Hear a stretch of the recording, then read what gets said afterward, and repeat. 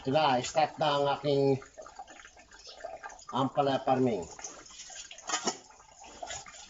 Ito ay kombinasyon ng carbonized rice ahal saka for kinumpos na tae ng baboy.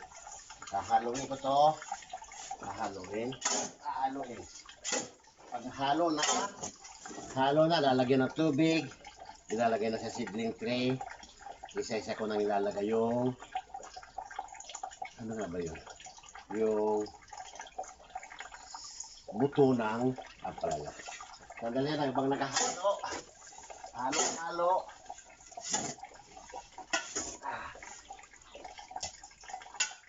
Sisipres muna ako ng konti. Sisipres ako ng konti para konti muna. Huwag muna bubusin. Ay, nako. Inubo na. Inubo na si Mang Arman.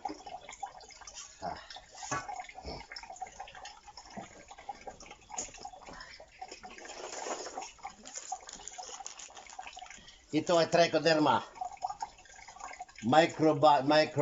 Microbial inoculant biofertilizer. Ang purpose nito ay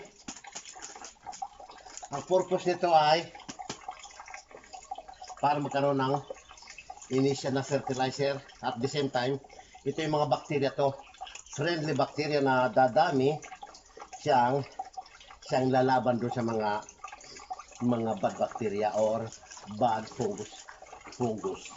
Nagmumultiply ito. Kaya ito, hanggat maaari, hindi pwedeng isprayhan ng mga chemicals para di mamatay yung mga ito. Living organism ito. Trichoderma.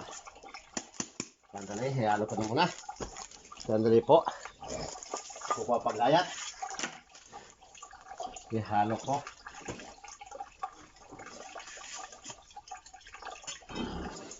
Ito na. Ay, ito pala ito Meron pang karoon na ito. Dapat siguro ubusin na Yan.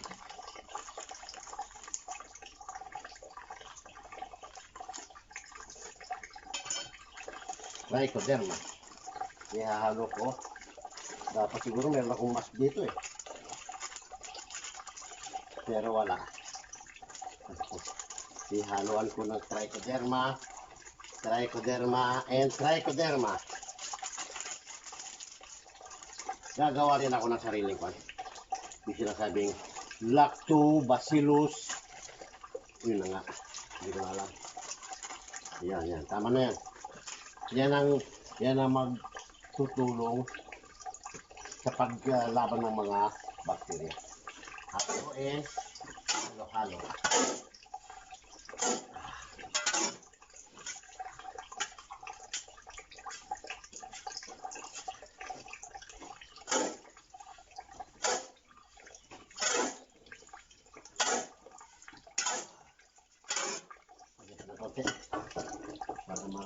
Para maraming protection. Okay.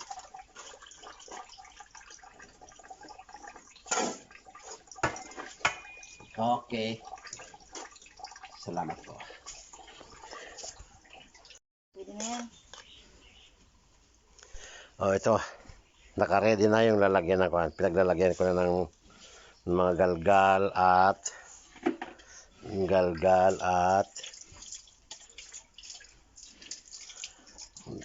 carbonized rice hull. Ito na ngayon ang aking itatanim. Ito na ngayon tatanim.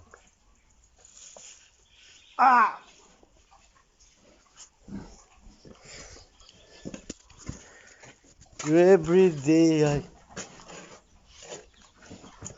love you.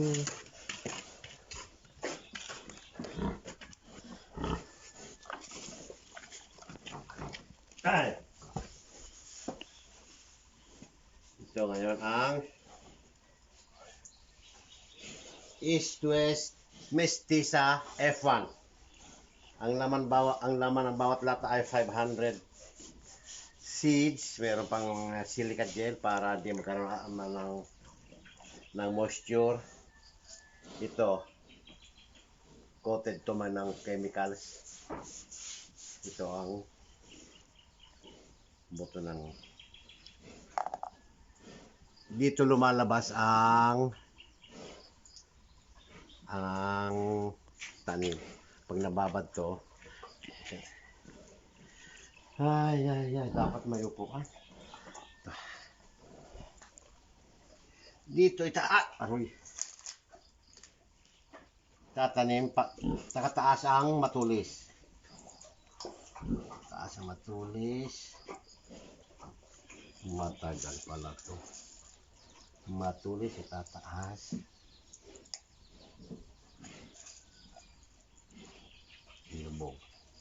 Ilubog, lilitaw.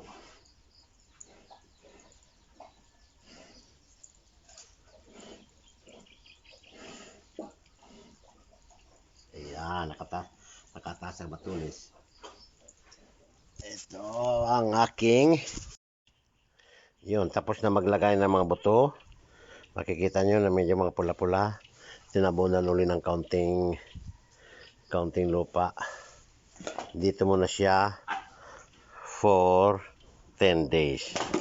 After 10 days, medyo may mga 4 na dahon na yun. I-expose na siya sa araw para masanay na siya. Sa first ika-10 days, ika-11 days, paarawan, kalating araw lang muna. Ika 13, 14 days, maghapon na yung araw. 15 days, kahit hindi na diligan muna, paarawan para masanay na sila. Hindi magkakaroon ng transplanting shock. Okay, bye-bye.